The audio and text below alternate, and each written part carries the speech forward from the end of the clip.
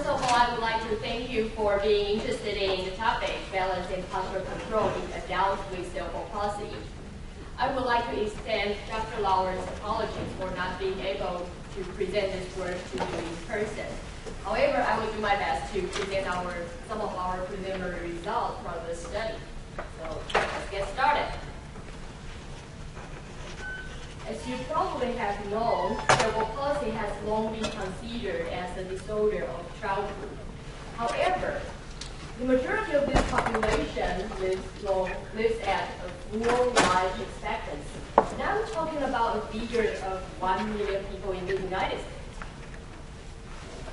Nearly half of the adults with spastic cerebral palsy experience decline in their walking function with the first appearance between the age of 15 and 35 years old. What frustrates us is that while there are a whole bunch of balance studies done in the pediatric population, very little is known how this is affecting adults with cerebral palsy. In addition, how the sensory components play a role in balance control is just merely understudied. So the aims of the current funded project are to examine the somatosensory component of balance in adults with cerebral palsy using standard clinical measures, tests of visual dependence, as well as a virtual environment which allows us to concurrently investigate the multifactorial nature of balance. In the following slides, I'm going to show you some of the results from the clinical tests. It is not very surprising that adults with cerebral palsy, they're more challenged when they're attempting those balance tasks, such as bird and bass tasks. The challenges in balance also lead to their relatively low confidence in performing activities in their daily living, in addition to their fear of fall.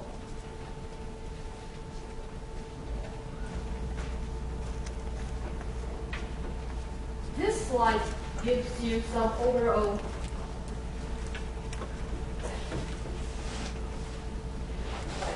This slide shows you some overall muscular function of our participants.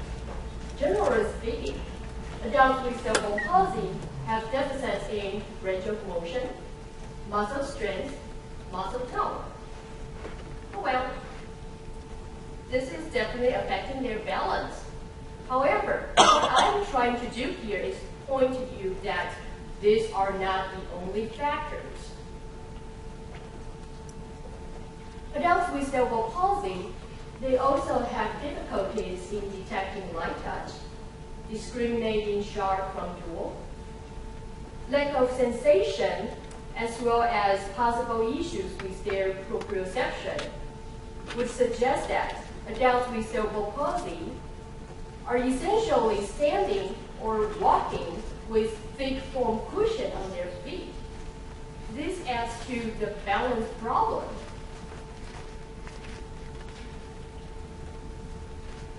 To assess the degree to which our participants rely on visual information, we utilize this rod and frame test. Participants were asked to report when the rod rotates to a position where it is perceived to be vertical or horizontal.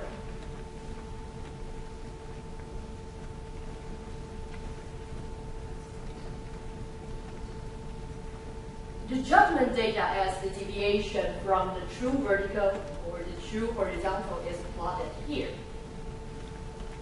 separately for each participant. As you can see here, the judgment made by adults with typical development, the judgments are more accurate and consistent.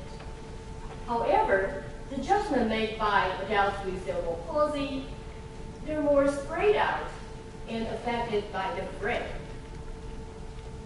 This demonstrates that our participants with cerebral palsy are more visual dependent.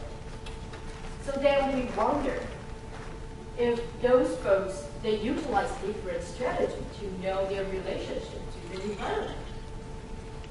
Because from previous study, we know that exploratory movement is essential for accurate perceptual judgment.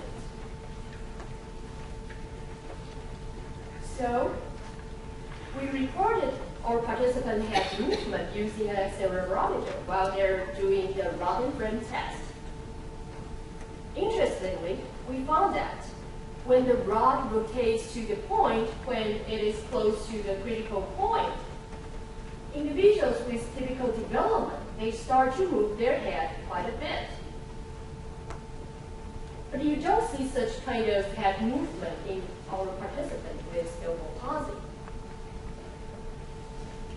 This subtle movement generated by the healthy adults creates vestibular information that is essential for them to know their relationship to the environment. We wonder if the behavior of not engaging vestibular system is that something that the folks with cerebral palsy, they learn not to use, or there's just something wrong with their vestibular system. We're extremely excited to further explore this in the near future.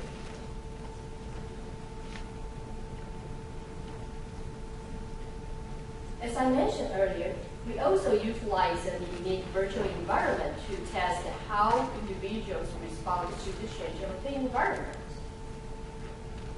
The visual scene can be made to pitch up or pitch down at different speeds, or just stay stationary. The floor in the middle of the room can be made to be tilted or fixed.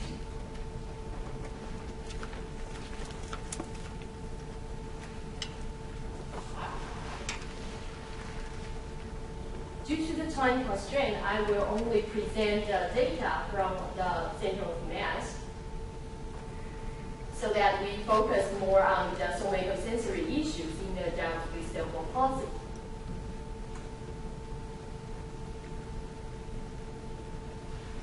The postural responses to the visual scene when the floor is fixed are plotted in the top, while the postural response to the visual scene when the floor was tilted are plotted in the bottom. The red curves are the behavior when the visual scene stays stationary. The blue ones are the behavior when the visual scene was set as pitching up condition. For the green ones, those are the behavior for when the visual scene was set up to be pitching down. In general, adults with cerebral palsy show greater movement variability in comparison to individuals with typical development, even when the floor is not moving. When we look at their behavior while performing the trials when the floor was tilted,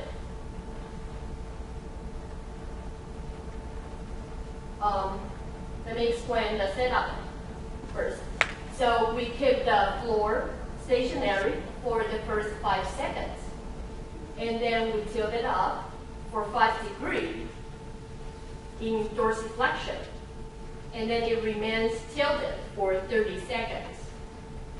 After that, the floor returns to its original position gradually until the end of the trial. I want you to pay attention to the initial postural response here. Adults with cerebral palsy, they show a much greater postural response to this initial perturbation from the floor. And then when the floor was tilted. They just couldn't pull themselves back to upright position.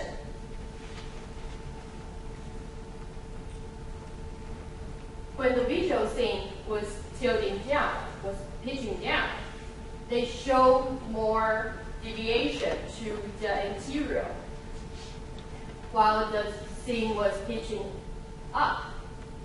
They show more response toward the back. And then even though when the floor moved back to original position gradually, they still have hard time to adjust their posture back.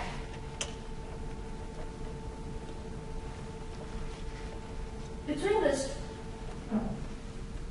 trials, their physical demanding is identical.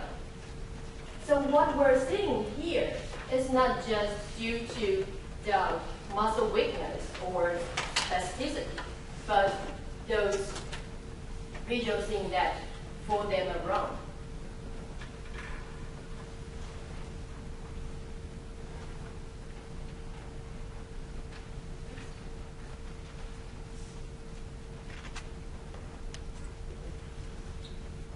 So this slide is just again to show you that adults with cerebral palsy, they show greater movement variability in general in comparison to those without, even when the floor is fixed.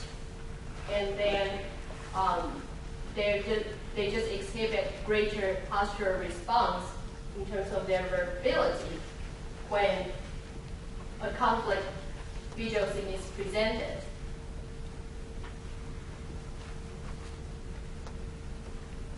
So in summary, the purpose of this talk is to address to you that in addition to these muscular issues that adults with cerebral palsy may have, their posture and balance are affected by poor sensation in the feet and possible proprioception loss, by loss or inability to engage the vestibular system, or by a large reliance on the visual information to maintain an upright position. So in the future, we would like to see if any intervention that focuses on the engagement or enhancing somatosensory and vestibular function would improve balance in adults with cerebral palsy.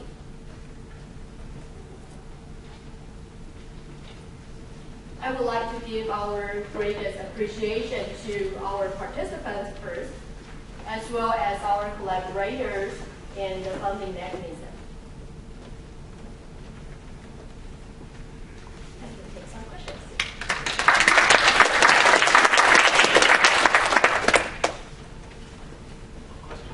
So this rocket frame. Okay. So typically developing subjects move their head when you say at the critical point.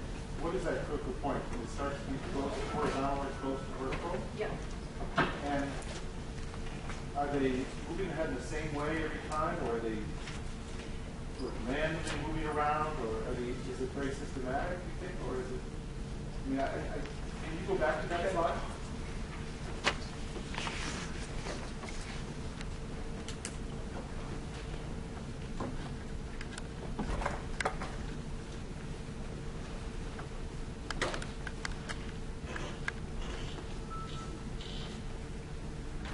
Sort of just moving back and forth. Is that true? I mean, have you characterized that? Not yet at this point. We just started to collect some data, not as many as we have gone through for the entire project. For the head movement, we have collected so far 3 individuals with typical development and 3 with cerebral palsy, and they pretty much show the same trend. So with that being said, individuals with typical development, for those adults, when the rod rotates to the point when they start to think it's vertical or horizontal. They just start to move their head around to kind of just get extra information from the vestibular system to confirm their judgment. And that's the idea, that they're trying to engage the vestibular system. Yes, that's one thing.